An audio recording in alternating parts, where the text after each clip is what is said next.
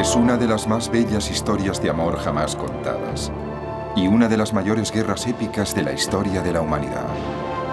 Es una historia de dioses y héroes, sobre el más diestro de los guerreros y la más hermosa de las mujeres. Es la historia de un caballo troyano y de 1 millar de barcos. Pero ¿qué hay de cierto en todo esto? ¿Realmente hubo una guerra de Troya? ¿Qué secretos oculta esta colina de Turquía occidental? ¿Podríamos estar ante la gran ciudad perdida de Troya? Es una moderna historia detectivesca que desvela un antiguo misterio. La verdad oculta tras la epopeya, tesoros robados, esqueletos soterrados e imperios en declive. Es incluso más inverosímil de lo que el propio Homero pudo haber imaginado.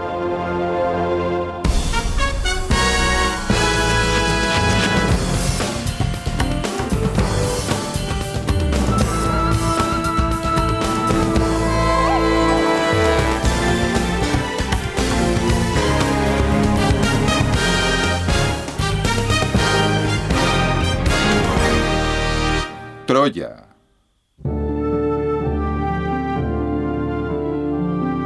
Este tesoro tiene cerca de 4.500 años de antigüedad y su rocambolesca historia nos remonta hasta la civilización perdida de Troya. Estas piezas de oro se han robado, escondido, ganado en batalla y vuelto a perder.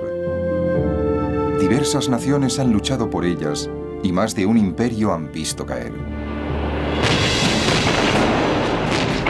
Abril de 1945.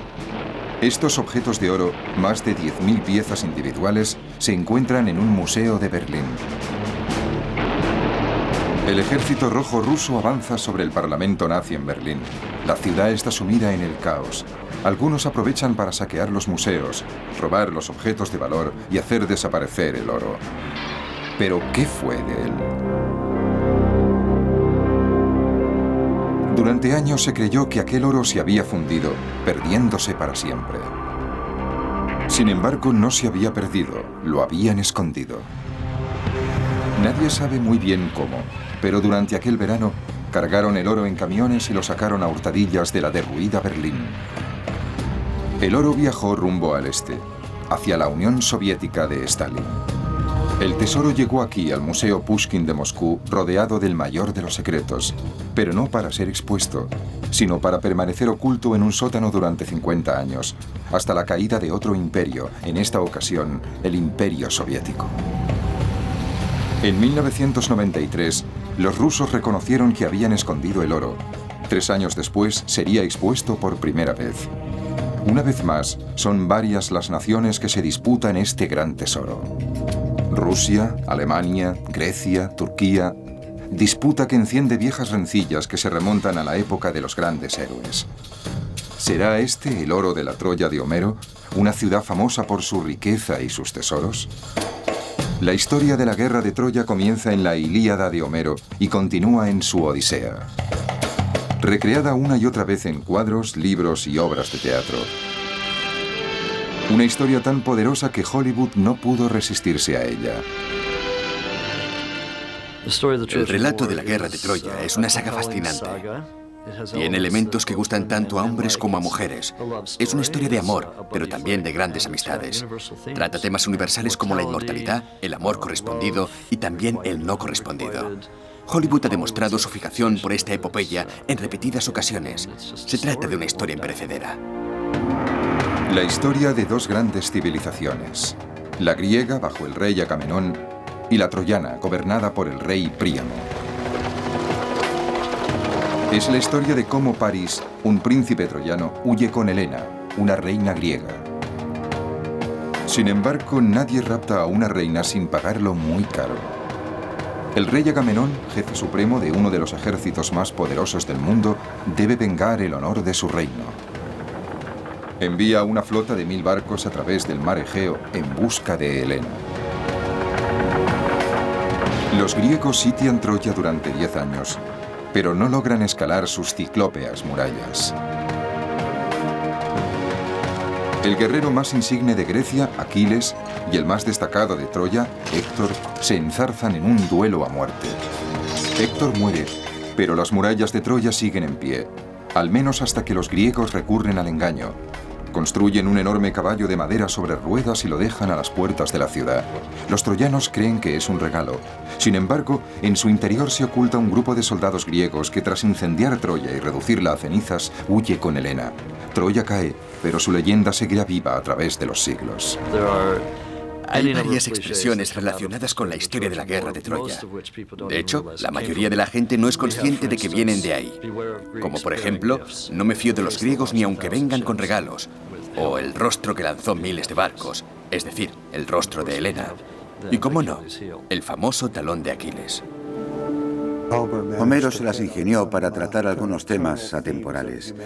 Los sacrificios que debe hacer un soldado que lucha por su patria y que se debe a su monarca, o la fuerza del amor, que hace que algunos hombres estén dispuestos a dejarse la piel en el campo de batalla. Estos dos temas son recurrentes en toda la literatura occidental.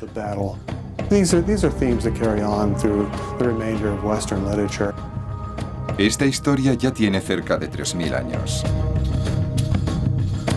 ¿Pero será cierta? ¿Existió alguna vez Troya? ¿Realmente hubo una guerra de Troya?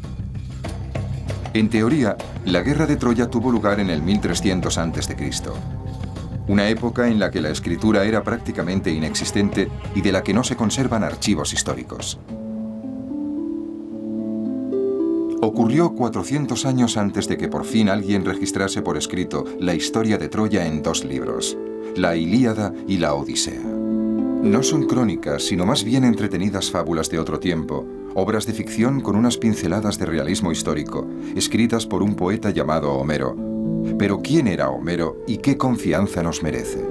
La autoría de la Ilíada y la Odisea se atribuye a un poeta ciego de Turquía occidental llamado Homero que vivió durante el periodo griego. Estudios recientes insisten en que los datos de los que disponemos no demuestran que el autor de estos 2 poemas épicos fuese Homero. Tampoco se ha demostrado su ceguera. Hay quien ha sugerido que Homero no es una persona, sino una profesión. Un Homero no es más que un poeta.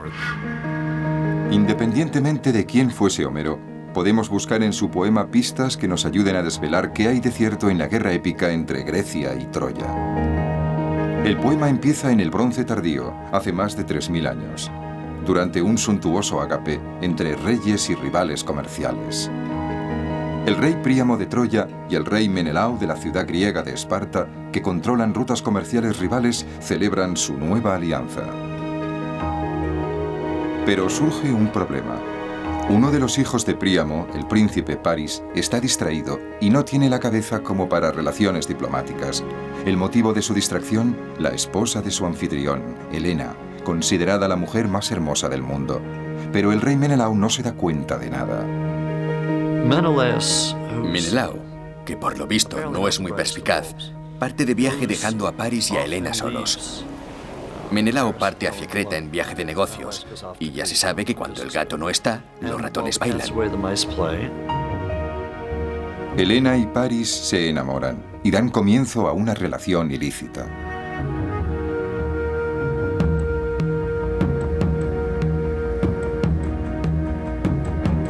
Paris se lleva a Helena con él a Troya. Hay 2 versiones. La versión griega es que Paris secuestra a Helena y la obliga a abandonar Grecia. Y la versión troyana es que Helena se enamora de Paris y se marcha con él voluntariamente. Sea como sea, Helena termina en Troya. Cuando Menelao regresa, descubre que su mujer se ha ido. En cualquier época, raptar a una reina habría sido un escándalo y una afrenta personal. Sin embargo, en el siglo XIII a.C. es además una declaración de guerra. El rey Príamo se niega a devolverla a Grecia. Helena pasa a convertirse en prisionera de la corte real de Troya. ¿Pero de verdad existió Troya? La descripción de Homero es muy tentadora.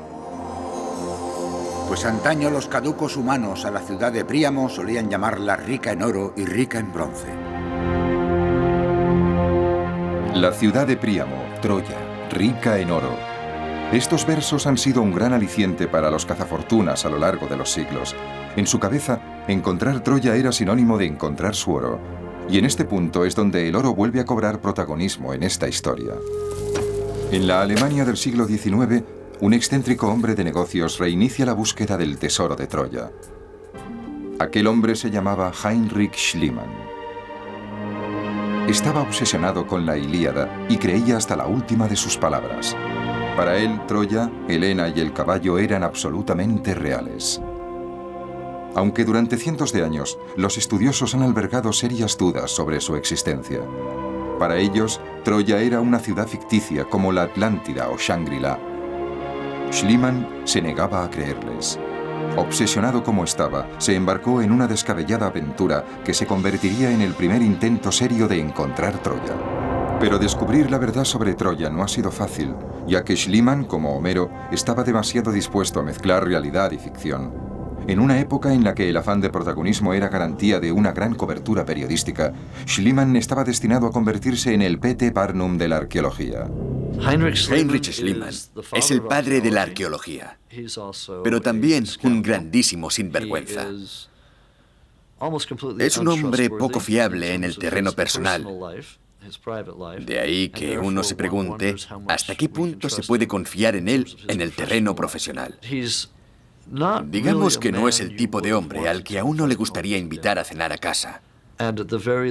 Aunque, en caso de hacerlo, convendría no tomarse sus palabras al pie de la letra. Schliemann estaba decidido a demostrar la veracidad de la guerra de Troya y de paso a hacerse famoso. Pero lo primero era hacerse rico. Empezó en Rusia, vendiendo armas a los dos bandos enfrentados en la guerra de Crimea.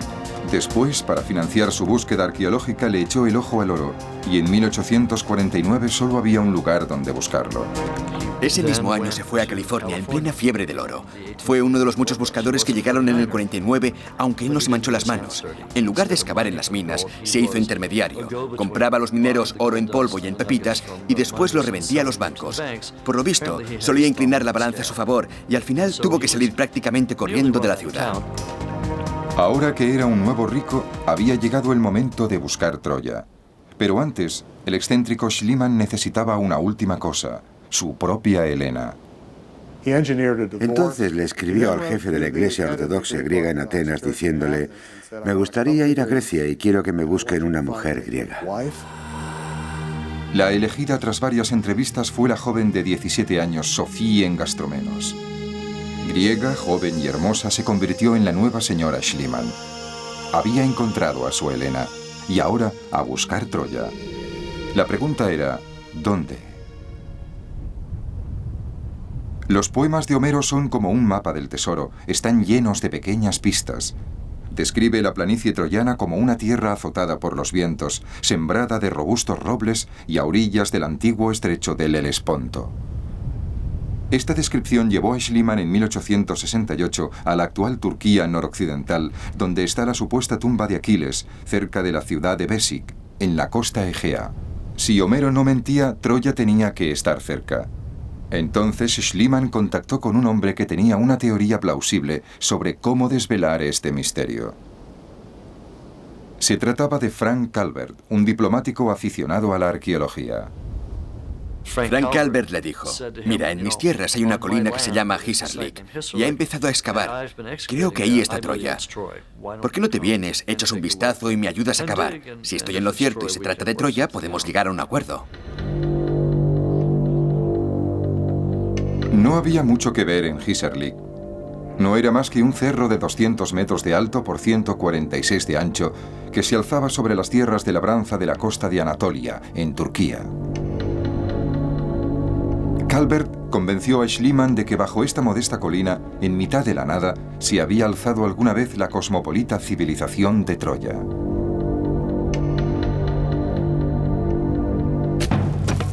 Schliemann empezó a cavar donde Calvert le había sugerido, y sin demasiados miramientos.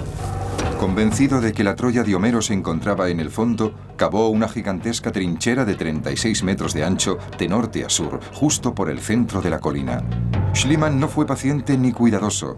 Todo lo que no fuera la Troya de Homero no le interesaba. Si tuviese que definir en pocas palabras cómo cavó en Troya, me resultaría muy sencillo. Cavó muy mal.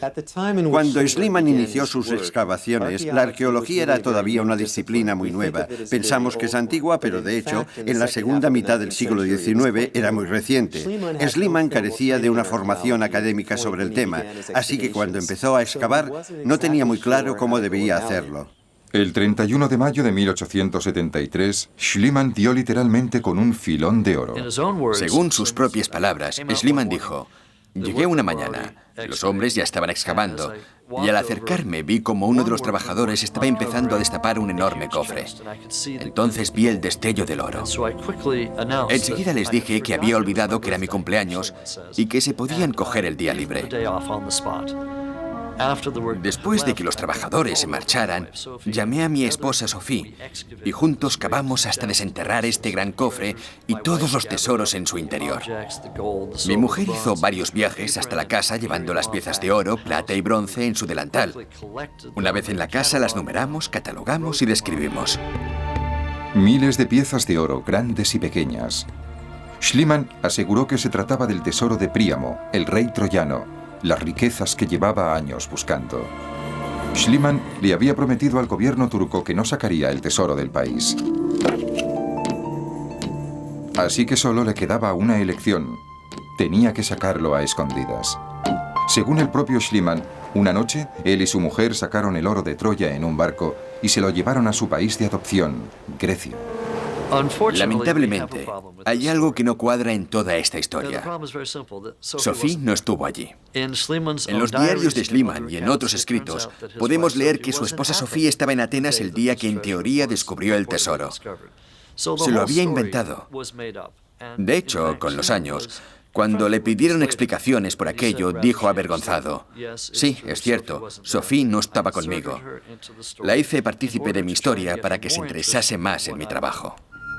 Pero aquello no fue lo más raro. Con el oro en mano, Schliemann decidió terminar de moldear la fantasía de su propia Helena. Una de las primeras cosas que hizo Schliemann después de sacar el oro de Turquía y llevárselo a Atenas fue engalanar a su esposa Sophie con todas las joyas de oro y tomarle fotos. No debió hacerlo. Aunque teniendo en cuenta la época, ¿quién se habría resistido a la tentación? Tenían las joyas y estaban solos, así que se las puso. Sophie estaba preciosa, la foto quedó estupenda. Total, con eso no hacían daño a nadie. No sé, aún así no me parece correcto. Schliemann había hecho realidad el sueño de toda una vida, o al menos eso creía. Desde luego era un tesoro, pero no era el de Príamo. El propio ayudante de Schliemann, Wilhelm Dörfel, descubrió que aquel oro no era de la época de la guerra de Troya, el siglo XIII a.C. De hecho, era mucho más antiguo, era anterior en más de 1000 años. Schliemann había descubierto por casualidad una civilización perdida que se remontaba al 3000 a.C., una civilización más antigua de lo que cualquiera podría haber imaginado. Se trataba de un legado para la posteridad. Muy a su pesar, Schliemann no descubrió una Troya, sino 9, una encima de la otra. Saqueadas o destruidas, las 9 Troyas abarcaban un período en el tiempo de casi 4500 años.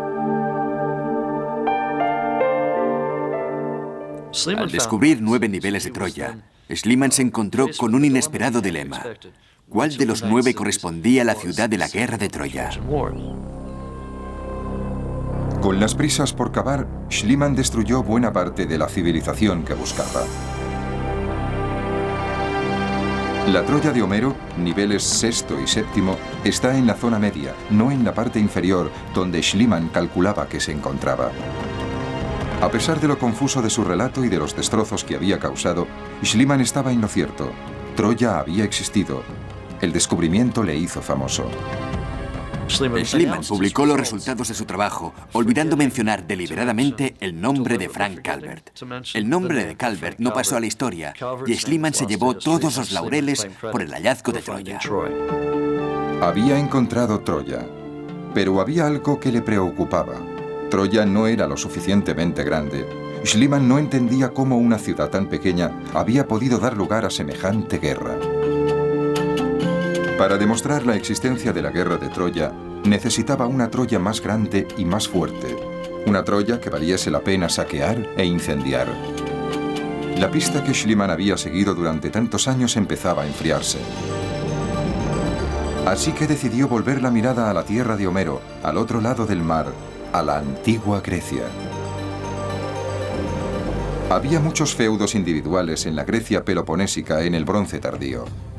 Pero todos nos remiten a un mismo reino, Micenas, y a un único rey, Agamenón. La mujer secuestrada, Helena, es la esposa de Menelao, hermano de Agamenón. Helena sigue en Troya con su amante, París. Sin embargo, Agamenón ve en este insulto una oportunidad. Reúne a los gobernantes bajo su control y consigue que le presten su apoyo. Su misión, rescatar a Helena y saquear Troya, la ciudad rica en oro. Su arma secreta, Aquiles, el mejor guerrero de Grecia, cuya agilidad y destreza en el campo de batalla eran dones que le habían sido otorgados por los dioses. ¿Cómo se puede perder teniendo la mayor flota y el mejor guerrero? Agamenón, caudillo poderoso, en ojos y cabeza parecido a Zeus, que con el rayo se deleita, y en cintura a Ares, y en pecho a Poseidón, destaca bien conspicuo entre héroes numerosos. Agamenón, rey de la gran ciudad de Micenas. ¿Podría tratarse del reino que alzó a los griegos contra Troya? En 1876, Schliemann fue al lugar donde se creía que había existido Micenas. Alguien le llevó hasta allí y le dijo, este era el hogar de Agamenón, aquí se alzaba Micenas. Schliemann empezó a cavar en estas ruinas inexcavadas con la esperanza de encontrar a Agamenón y alguna que otra pista sobre la guerra de Troya. Micenas, una ciudad rica y violenta. A diferencia de Troya, la existencia de Micenas nunca se había cuestionado, aunque nadie había excavado sistemáticamente la zona hasta que Schliemann llegó. Lo que descubrió es realmente asombroso.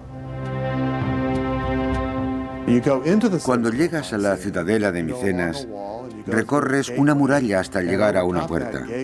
Encima de la puerta hay un enorme dintel y encima del dintel un triángulo de descarga cubierto por un relieve de 2 leones, tallados uno frente al otro, a cada lado de una columna. Leones, ¿qué querrán decir? Antiguamente, los leones eran los guardianes simbólicos de las dependencias reales. La Puerta de los Leones es uno de los monumentos más antiguos de Europa. Para Schliemann, era la puerta de entrada de la corte de Agamenón. Schliemann empezó a cavar. Lo que encontró fue un recinto circular que parecía una plaza pública o ágora. Sin embargo, cuando empezó a excavar ahí, descubrió que no era un lugar de reunión, sino un área monumental donde había tumbas. Tumbas y no una plaza pública. Schliemann había encontrado un cementerio. Encontró varios pozos de una profundidad considerable que habían sido cavados en el lecho de roca a modo de tumbas. En el fondo de cada uno de esos pozos había una cámara rectangular donde encontró un buen número de cadáveres. Schliemann siguió cavando convencido de que al final descubriría el cuerpo del mismísimo Agamenón, así como nuevas pistas sobre la misteriosa guerra de Troya. En cada una de las tumbas encontró gran cantidad de objetos de valor en oro y plata, así como un buen número de objetos exóticos procedentes de otros lugares.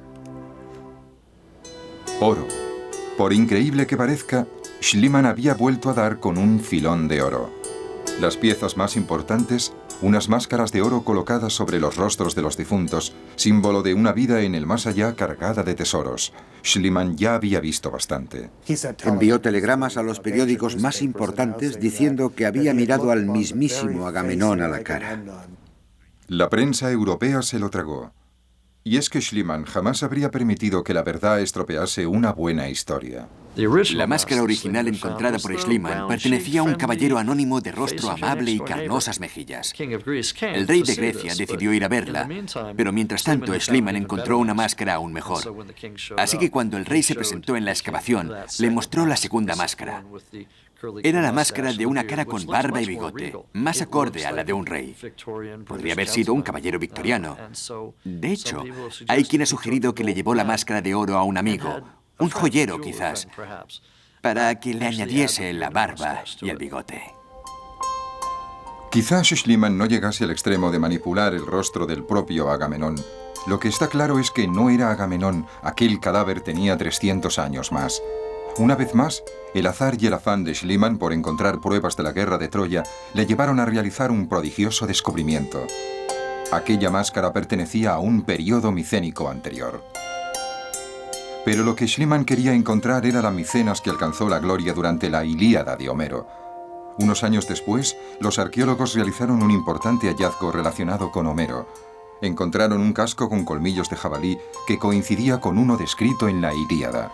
Y a ambos lados le puso de la cabeza el yelmo, elaborado en piel. Por fuera lo rodeaban los blancos y brillantes colmillos de un jabalí, apiñados, aquí y allá dispuestos hábilmente y con destreza. De pronto, Homero era algo más que un poeta.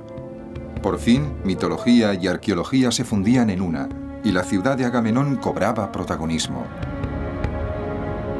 Como Troya, Micenas se encontraba sobre una colina, desde donde dominaba las rutas comerciales a sus pies.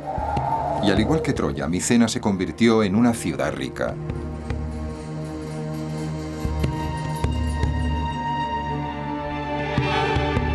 También tenía fama de haber contado con una larga trayectoria de violencia dinástica. El abuelo de Agamenón asesinó a su propio hermano aquí y se lo dio de comer a sus hijos. En la época de Agamenón, esta ciudad estaba en pie de guerra. El destino de Micenas pendía de un hilo.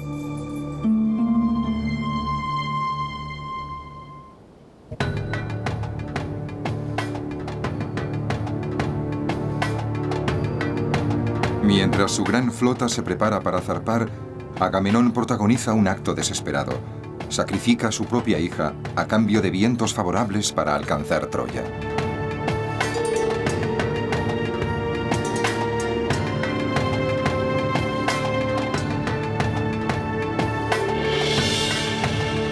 ¿Realmente cruzó el mar Egeo una flota de 1000 navíos para atacar Turquía noroccidental? Y en ese caso, ¿cómo lo hizo? 50 remeros en un barco de una sola cubierta podían alcanzar velocidades de hasta 80 nudos. 480 kilómetros separaban Micenas de Troya por mar, así que la flota de Agamenón tarda 3 días más o menos en cruzar el mar color de vino de Homero. No sabemos si el mérito es de los dioses, del sacrificio de Agamenón o de sus hábiles guerreros, pero la flota llega a su destino. La flota griega cruza el mar Egeo y atraca frente a las costas turcas. Pero hasta aquí llega la buena suerte de Agamenón. Tras una trivial discusión por una joven esclava, el gran guerrero Aquiles se niega a luchar junto al ejército griego. Agamenón tendrá que tomar Troya sin él. Los griegos acampan en la bahía de Troya y planean su asalto a la ciudad con el objetivo inicial de rescatar a Helena. Sin embargo, su ejército no fue el último en luchar por el control de estas tierras. Durante la Primera Guerra Mundial, cerca de 250.000 soldados aliados murieron aquí durante la batalla de Gallipoli. En el 1452 d.C., los otomanos conquistaron Constantinopla río arriba. Y en el 332 a.C., Alejandro Magno llegó hasta aquí con un ejército de 20.000 hombres. ¿Por qué se han disputado los hombres estas costas tantas veces a lo largo de los siglos? La respuesta es su privilegiada situación. Según Homero, Troya está situada a orillas del Helesponto, conocido en la actualidad como Estrecho de los Dardanelos, un estrecho canal que separa el Mar Negro del Mar Egeo y Europa de Asia.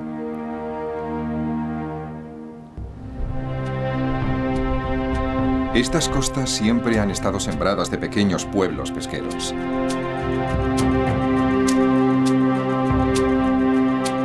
Pero por sus aguas siempre han navegado grandes buques comerciales de todas las nacionalidades.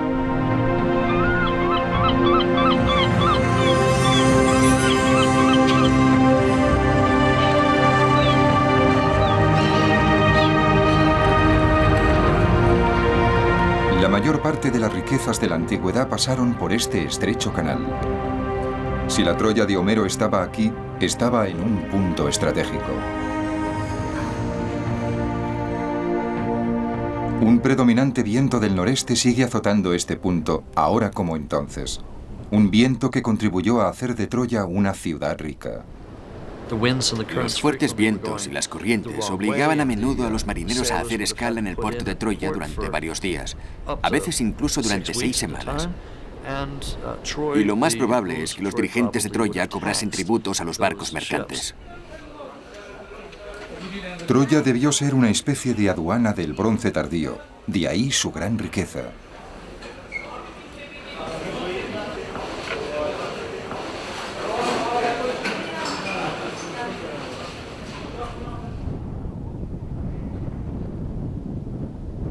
Fuera de las murallas de la ciudadela había granjas y rebaños de cabras y ovejas, el tipo de plácida vida pastoral que Homero describía en la Ilíada. Pero en el interior de la ciudadela todo era regio y magnífico. La vida cortesana de Troya estaba dentro de los muros de la ciudadela, desde donde el rey Príamo, según la Ilíada, cobraba peajes e impuestos a los barcos que cruzaban el estrecho. Seguramente, por aquel entonces, Troya ya era una ciudad muy mundana. Incluso me atrevería a decir que tenía cierto aire cosmopolita. Entre sus ruinas han aparecido un buen número de objetos extranjeros, importados. Sin duda, era un lugar frecuentado por embajadores y enviados extranjeros.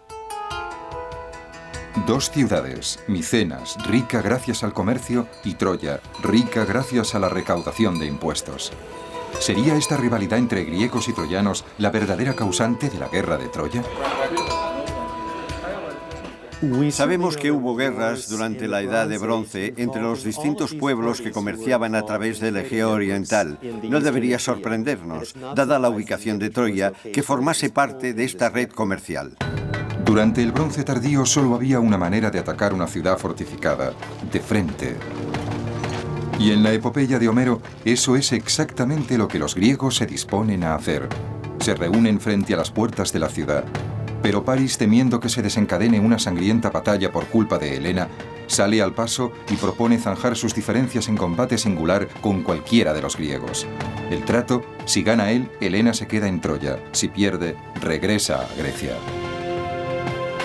Menelao, el marido de Helena, ansioso por vengar su honor, acepta el reto.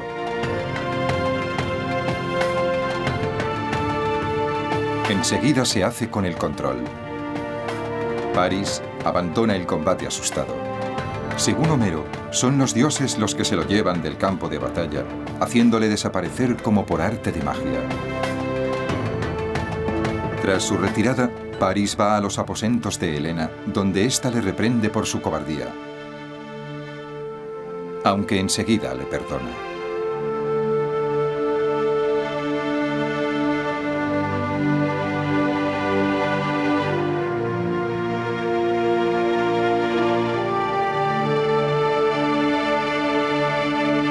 Un atractivo cobarde cuya historia de amor pone en peligro a toda una civilización. ¿Pero realmente existió un príncipe París en Troya? ¿Hay pruebas de que realmente existiese? El pueblo hitita que vivía al oeste de Troya, uno de los primeros en utilizar la escritura pictográfica, nos ha proporcionado varias pruebas muy interesantes. En los textos hititas encontramos referencias a un rey de Huelusa llamado Alejandro. Alejandro es otro de los nombres de París, que efectivamente era el príncipe de Troya. Por lo visto, hubo conflictos en el bronce tardío en torno a Troya y a un rey llamado Alejandro o París. Muchos han interpretado esto como una muestra del tipo de guerras descritas por Homero en la Ilíada. Pero la Ilíada apenas ha comenzado, cuando el poderoso guerrero Aquiles se reincorpora a la batalla después de que el príncipe troyano Héctor asesina a un buen amigo suyo.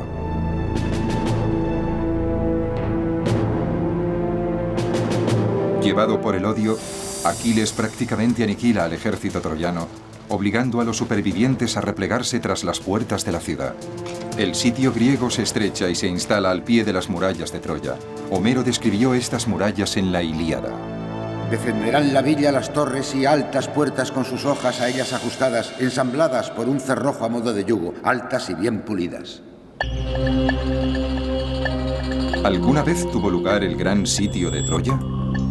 Schliemann no había encontrado pruebas al respecto. Sin embargo, Schliemann no tuvo la última palabra sobre Troya. En 1932, Carl Blegen, de la Universidad de Cincinnati, inició una excavación en la colina de Hissarlik que habría de desarrollarse a lo largo de 7 temporadas. Blegen no fue un charlatán como Schliemann. Excavó con precisión sabiendo lo que se hacía, aunque su objetivo era el mismo, encontrar pruebas de la existencia de la guerra de Troya. La Troya del 6º nivel fue una ciudad rica y cosmopolita donde se vivía bien. No obstante, el equipo de Blegen descubrió que la Troya del 7º nivel, la Troya sitiada descrita por Homero, había sido un lugar completamente distinto. Descubrieron que los lujos exóticos habían desaparecido, que no quedaba ni rastro de su anterior riqueza y que sus habitantes habían vivido en la estrechez. ¿Qué había sido de la otrora rica y bucólica Troya? De pronto, una pista crucial. Encontraron tinajas de almacenamiento, muchas y muy grandes.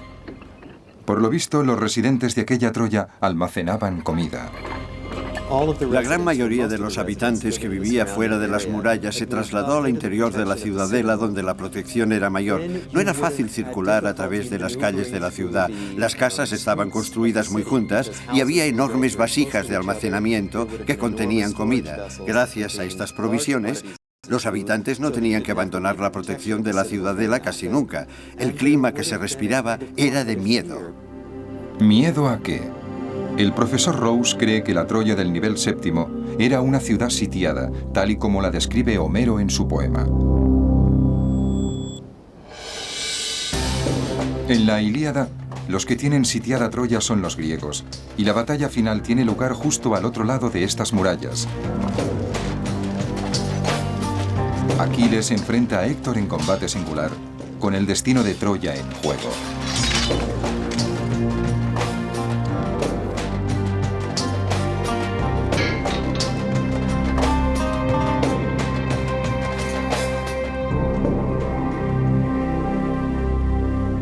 Aquiles mata al gran príncipe troyano, pero lo peor aún está por llegar. Ata el cadáver de Héctor a su carro por los talones y da 3 vueltas alrededor de las murallas de Troya con él a rastras. Mientras los padres de Héctor, el rey Príamo y la reina Hécuba, miran horrorizados. ¿Es posible que estos hechos realmente ocurriesen? ¿Los guerreros aristócratas griegos se enfrentaban en combates cuerpo a cuerpo con sus enemigos? Una vez más, los hititas nos dan pistas. Hay un texto encontrado en la capital hitita de Bogazkoi que habla de un guerrero aristócrata del bando griego que se enfrenta a otro guerrero aristócrata del bando hitita. Así que este tipo de confrontaciones realmente existieron en el bronce tardío.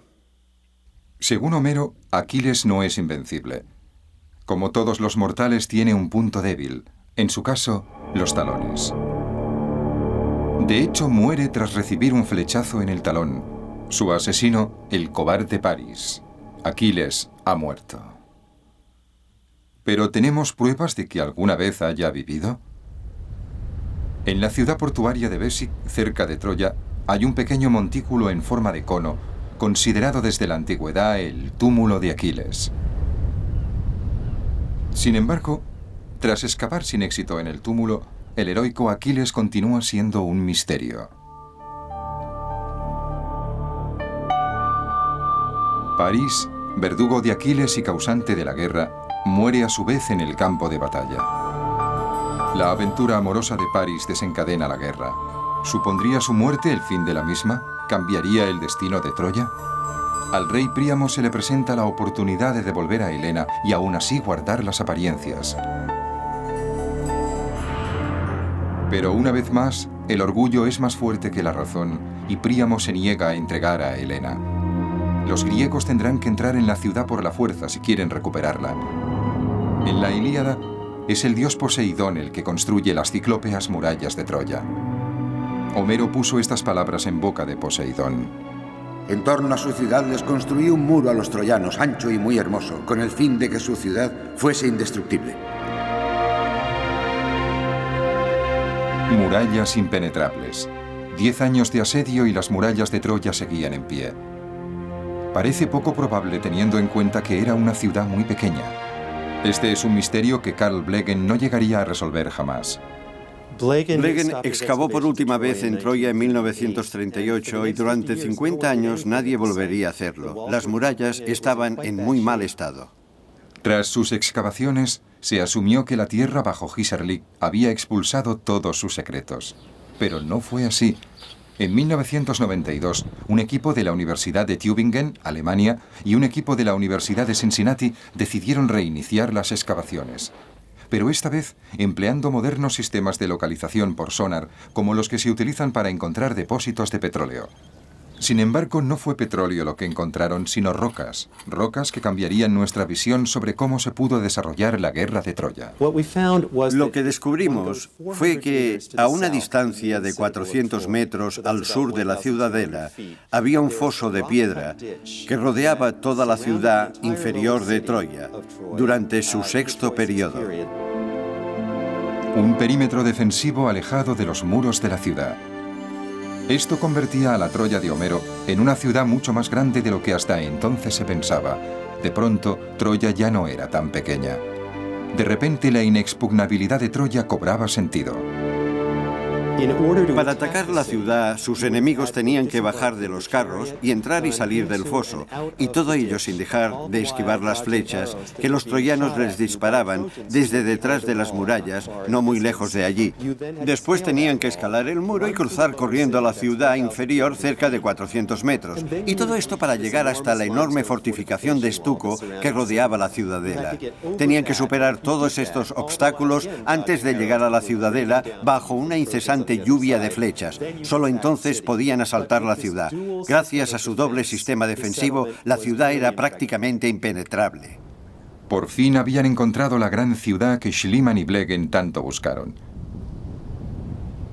Las probabilidades de que la guerra de Troya hubiese sido real aumentaron cualitativamente. En la Ilíada, el sitio alcanza un punto muerto. Los griegos sufren importantes bajas y necesitan un nuevo plan para cruzar las inexpugnables murallas de Troya. Para conseguirlo, recurren al engaño. Construyen un enorme caballo de madera, lo empujan hasta las puertas de la ciudad y aparentemente lo abandonan, retirándose. Los troyanos encuentran el caballo y creen que es un regalo de los griegos que han abandonado la batalla. Entonces los troyanos, que no son muy listos, abren las puertas de la ciudad, entran en el caballo y se ponen a celebrar su victoria. Pero el caballo no es un regalo, y los griegos no se han retirado. Su flota permanece oculta tras la isla de Tenedos, cerca del puerto, a la espera de que el enemigo caiga en su trampa. ¿Es posible que ocurriese? ¿Es posible que uno de los mayores ardides de guerra de la literatura universal fuese real? Todos los personajes históricos de la antigua Grecia conocían el relato del caballo de Troya y tan pronto empezaron a experimentar con la representación de figuras humanas y animales, dejaron constancia de ello. Es una de las primeras cosas que dibujaron. ¿Con qué fin iba alguien a inventarse algo así? No debemos olvidar el férreo sistema defensivo que tenían las ciudades del bronce tardío. No es de extrañar que recurriesen a trucos como este para entrar en una ciudad de otro modo inabordable. ¿Por qué un caballo? No lo sé.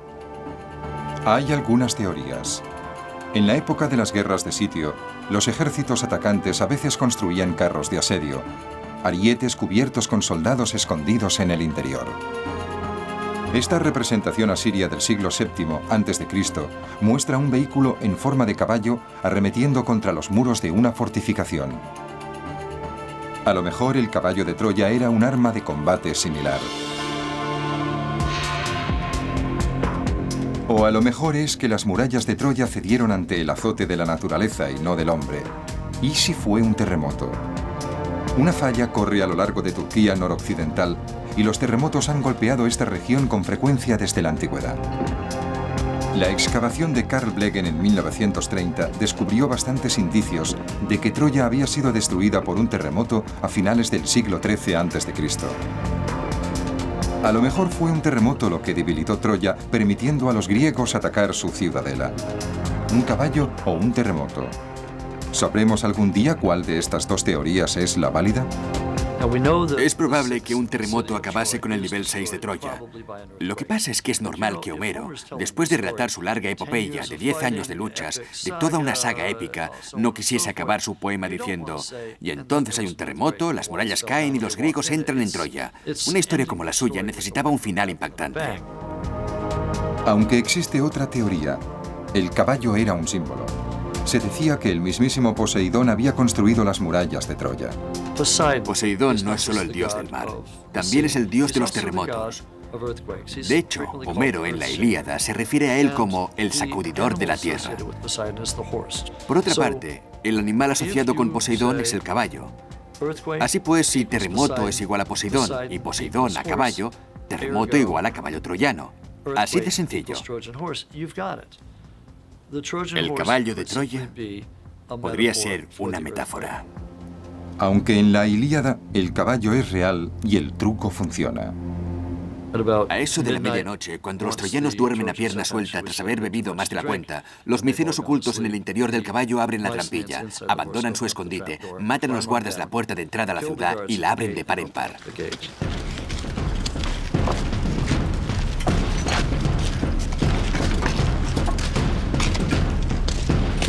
Matan hasta el último troyano, incluido el rey Príamo.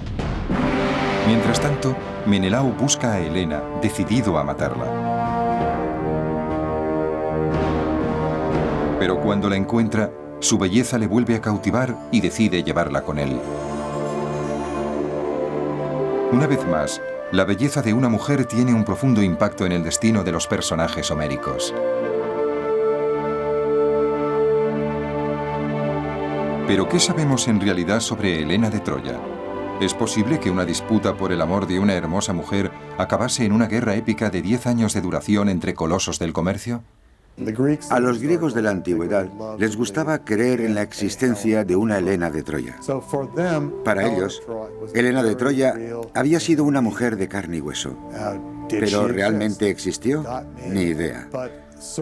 Lo que sí está claro es que la importancia de las mujeres en la antigua Grecia, en el antiguo Oriente Próximo, a la hora de cimentar alianzas entre reyes e imperios, resulta innegable. ¿Pero realmente se raptaba a las mujeres en tiempos de guerra y se las transportaba a través del Egeo? ¿Lo que según los griegos ocurrió con Helena pudo ocurrirle a otras mujeres? Esta tablilla griega del siglo XIII a.C. no se pudo descifrar hasta 1952. Nos ofrece pistas sorprendentes que nos llevan hasta Homero. Contiene un listado de nombres de mujeres raptadas en tiempos de guerra, y en él aparece el nombre de una tal Toroya o mujer de Troya.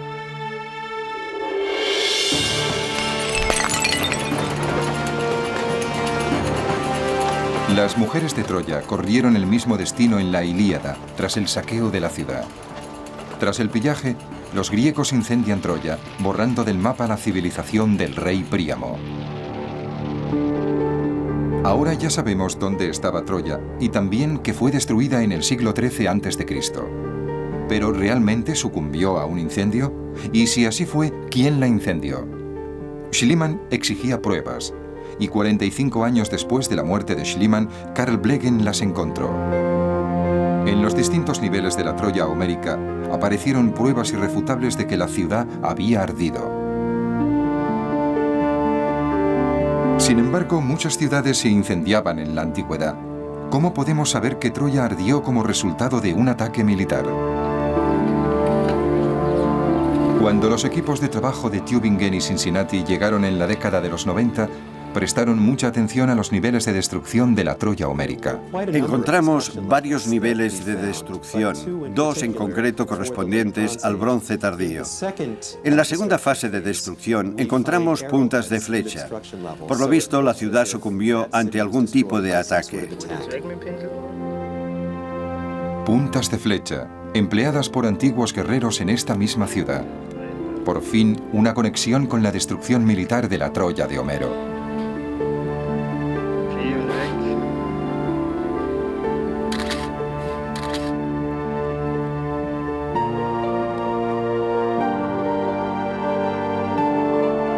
Schliemann probó que Troya había existido. Carl Blegen que había sido sitiada, incendiada y destruida. y los equipos de Tübingen y Cincinnati, que había sido una gran ciudad víctima de un ataque militar. Pero podemos decir que la guerra de Troya, protagonista de la obra de Homero y motivo de obsesión para Schliemann, ¿realmente tuvo lugar? Yo creo que hubo una guerra de Troya. Tenemos pruebas de que los micenos lucharon en Anatolia noroccidental en el siglo XV a.C., 300 años antes de la supuesta guerra de Troya. ¿Había enfrentamientos armados entre griegos y troyanos? No sería de extrañar, porque Troya estaba situada en una región fronteriza que griegos e hititas siempre quisieron controlar. Troya era un blanco atractivo para ambos. Desde luego hubo enfrentamientos armados. Tenemos pruebas arqueológicas que así lo demuestran. ¿Resulta factible que los griegos participaran en ellos? Por supuesto. ¿Podemos demostrarlo? Todavía no. A menudo me pregunto si la guerra de Troya no fue un proceso y no un único hecho. ¿Pudo Homero agrupar 200, incluso 300 años de contiendas en la región de Anatolia noroccidental en una única saga épica? Por supuesto que sí. La caída de Troya fue el principio del fin de la Edad de Bronce. La mayoría de los grandes reinos del Egeo, incluido Micenas, se desplomaron uno tras otro, y la región cayó en un período oscurantista de 400 años. Las ciudades cayeron, pero sus historias han sobrevivido. Las gestas de Aquiles, Héctor, Helena y Paris. La guerra de Troya, el caballo de Troya, la trágica caída de los imperios bajo el peso de la vanidad y la avaricia. El oro de Schliemann sigue en circulación tras pasar por manos de otomanos, nazis y soviéticos. 3 imperios que a su vez también han caído. Aparentemente todo lo que Schliemann tocaba se convertía en oro y todo lo que ese oro tocaba terminaba por caer. Sin embargo, la historia de la guerra de Troya y la Ilíada de Homero siguen incólumes. Con el paso de los siglos, las sociedades van y vienen. Sin embargo, el amor, la avaricia, la guerra y los héroes son eternos. Como Héctor dice en la Ilíada: ojalá yo, empero, no perezca sin esfuerzo o sin gloria, antes bien una excelsa proeza realice para que de ella lleguen a enterarse aún las generaciones venideras.